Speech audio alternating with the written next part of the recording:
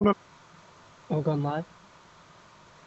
Okay, so I got an article that was presented to me by No Radio. Uh, Ericsson and dynamic end user boosting for network slicing. So I want to get everybody's opinion on this.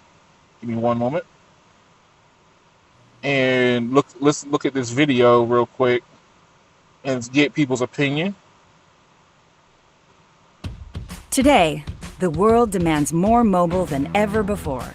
From work to play and everything in between. And I would like to officially say that is gosh darn true because everything is coming up, especially coming down the pipeline. We're talking about AR and VR, mobile, glasses that are not connected to each other, different things like that are coming through the pipeline. So, we're going to need more flexibility in these networks than what is being provided. Consumer streaming, downloading, uploading, and data use is growing at a blisteringly fast pace. A very Networking blistering demand fast is on the pace. rise, and when it comes to connectivity, your customers don't want best effort. They want the best. The best. In the fierce competition to attract and retain mobile customers, high mobile traffic is... Hey, right there, you saw gaming right there on mobile. So, cloud Yep. gaming is about to be real. Everybody else is like, oh, consoles. I need a console. No, cloud gaming is coming, like it or not. And I Microsoft is totally dumping agree. Xbox. I agree. is a challenge that providers can't ignore. Nobody wants to wait for it, though you can't always predict when and where mobile traffic will surge. You can enable your customers to do something about it when it does. Introducing Ericsson Dynamic End User Boost. It's Okay. like having an on-demand, high-priority lane in a data traffic jam. Except you don't have to build it yourself, because we already did. Which means Okay, so Ericsson is doing something I never heard. So basically, priority lanes.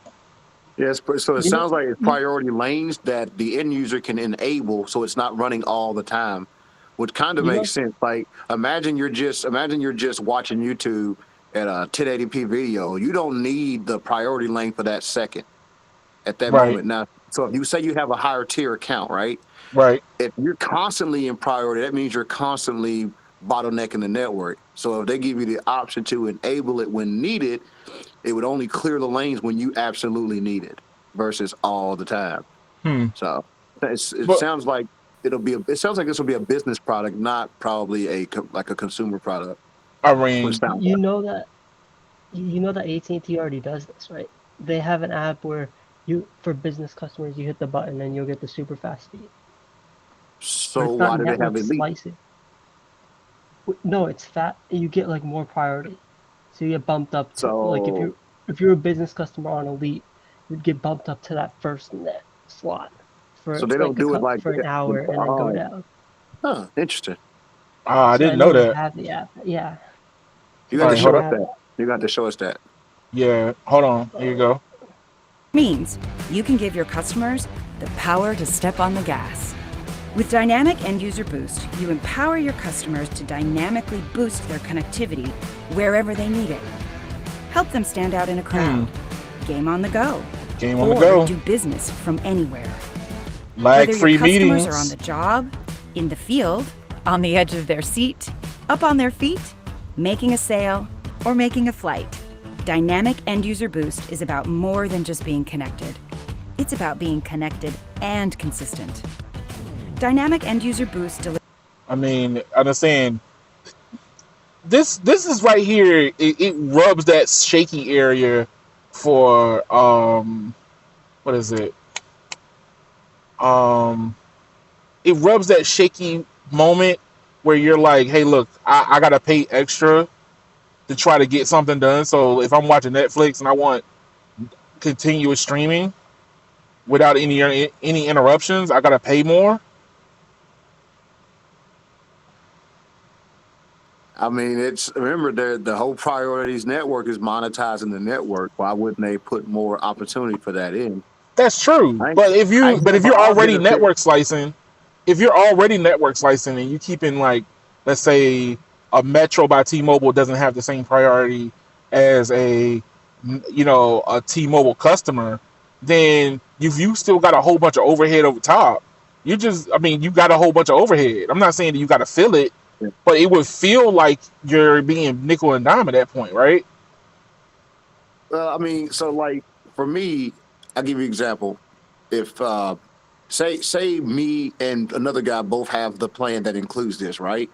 Yeah, And he's not really on his phone right now, But you are. right? But his phone is still priority, right? Yeah. Whenever I say, "Hey, I need it now," it will go, "Who's not using the bandwidth? They're not. All right, pull it." See what I'm saying? right. Yeah, That's what I think this. That's what I think this kind of would do. It would Yes. be like, "Hey, we got all these priority lines, but who actually wants it right now?" Now I know what you're probably thinking, Keon. Everybody who has it gonna keep hitting it 24/7. right. So you can't. Give me, I know give what me you're my thinking. speed. Give me, They're gonna give me. abuse it. Well, it's probably going to give you like time slots or something like, hey, you can only use it for this many hours a day in this setting, or Yeah. Right. I mean, but here's the thing. or if you Apply close the app this. that was open, like if you had an app that was utilizing it and you close that app, it kicks it off. It kind of needs Right. to do something like that. It needs to be where it's monitoring the actual usage and go, oh snap, you don't need it no more. Bye. Drop back down to But regular. look at it. Look at what like fixed wireless is going on. Right.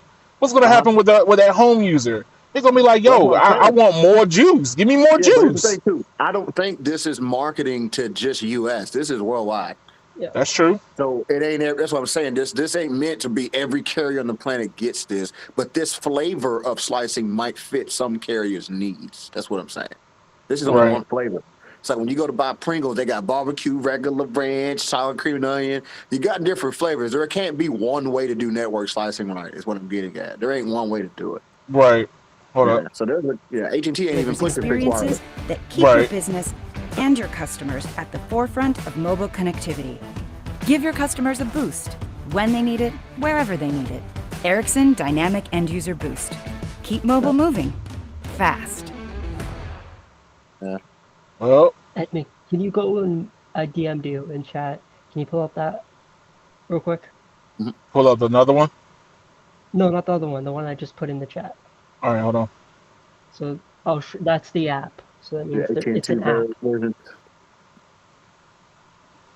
Give me a second.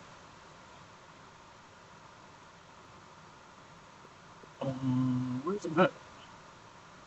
Now, it also Oh, assumes this AT&T boost thing is probably based on LTE, so it's Yeah, going to but operate but oh, it's in still, the main chat. Okay, I thought you put it into this video chat. no.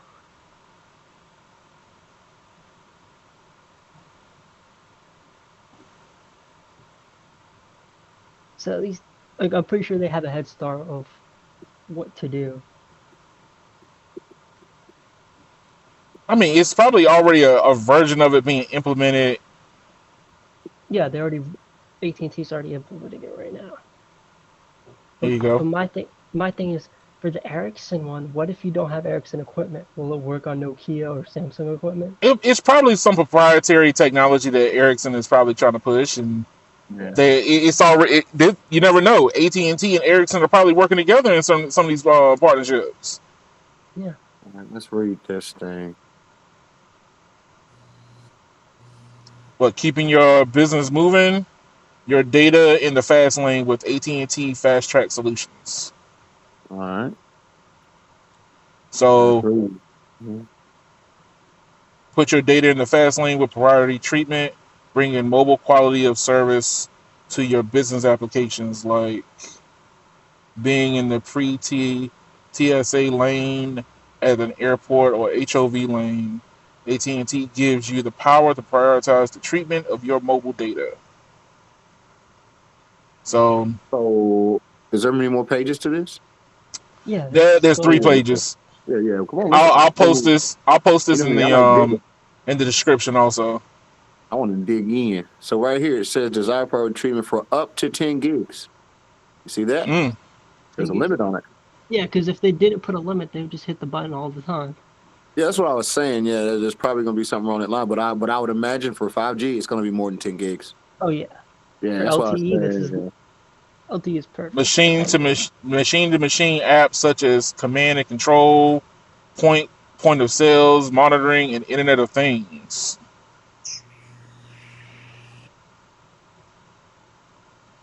Deployment options, on demand, mobile applications, always on. So that means that it stays in the turbo position, always on. until you hit 10 gig.